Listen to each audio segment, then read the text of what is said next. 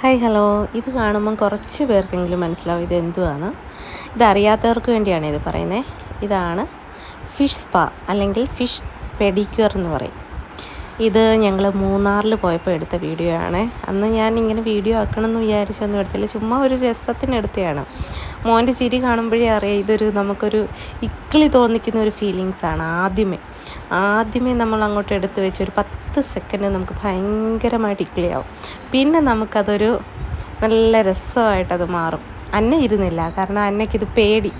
ഈ വെള്ളവും മീനിനെ എല്ലാം കൂടെ കണ്ടപ്പോഴത്തേക്ക് അന്നയ്ക്ക് പേടി, അതുകൊണ്ട് അന്ന ഇരുന്നില്ല. ബാക്കി ഞങ്ങൾ 3 പേരും ചെയ്തു.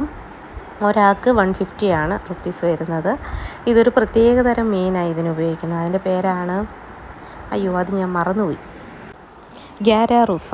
ഞാൻ നെറ്റിൽ പോയി നോക്കിയിട്ട് സെർച്ച് ചെയ്തിട്ട് വന്നതാണ് ഗ്യാരാറൂഫ. അതിനൊരു പ്രത്യേകതയുണ്ട്. ഈ ഫിഷ് എന്ന് പറഞ്ഞാൽ വളരെ ചെറുതായിരിക്കും. അതോടൊപ്പം തന്നെ ഇതിന് ഒരു പ്രോപ്പർട്ടി ഉണ്ട്, നമ്മുടെ ഡെഡ് സ്കിൻസിനെ എല്ലാം ഇത് കഴിക്കും. അതായത് നമ്മുടെ കാലിലുള്ള ഡെഡ് സ്കിന്നെല്ലാം ഇതിന് റിമൂവ് ചെയ്യാൻ, എക്സ്ഫോളിയേറ്റ് ചെയ്യാനും ഒക്കെ ഇത് ഹെൽപ്പ് ചെയ്യുന്ന ഒരു തരം ഫിഷാണ്. ആദ്യമേ നമുക്കൊരു വല്ലാത്തൊരു ഫീലിംഗ് തോന്നുമെങ്കിലും, അതായത് ഒരു ഇക്കിളി ഫീലിംഗ് തോന്നുമെങ്കിലും പിന്നെ അത് മാറി നല്ലൊരു എഫക്റ്റാവും. നമുക്ക് കുറേ നേരം വെച്ചുകൊണ്ടിരിക്കാൻ തോന്നും.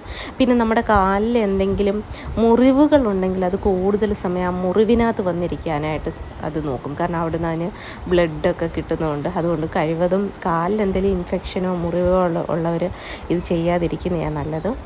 ഇത് ഏകദേശം ഒരു 10 മിനിറ്റോളം നമുക്കുണ്ടായിരുന്നു. ഞങ്ങൾക്ക് നല്ലൊരു എഫക്റ്റാണ്. നമ്മുടെ കാല് നന്നായിട്ട് വെളുക്കും. അതാണ് നമ്മളൊരു പെഡിക്യൂർ ചെയ്ത അതേ എഫക്റ്റാണ്. അപ്പോൾ ഞങ്ങൾ പറയുമായിരുന്നു ഇതുപോലെ കുറച്ചെണ്ണത്തിനെ വാങ്ങിച്ച് വീട്ടിൽ വളർത്താൻ, നമുക്ക് തോന്നുമ്പോൾ ചെയ്യാമെന്ന്. കൂടുതലും നമ്മുടെ